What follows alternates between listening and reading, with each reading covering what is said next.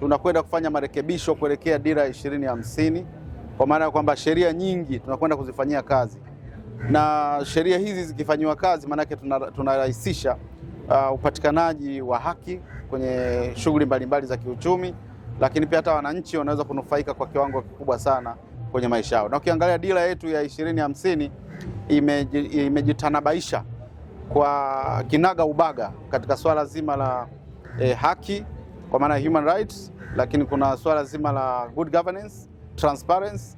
Kwa hiyo hivyo vyote kwenye dira ya 2050 ndio msingi mmoja, msingi mkuu wa dira ni amani, utulivu na maendeleo. Kwa hiyo maana yake ni kwamba miongoni mwa misingi mkuu wa dira ni huo ambao sisi tunasema kwamba maisha ya Watanzania ni sheria. Na ndio maana tunasema sheria ni maisha yetu, na sheria ni uhai wetu.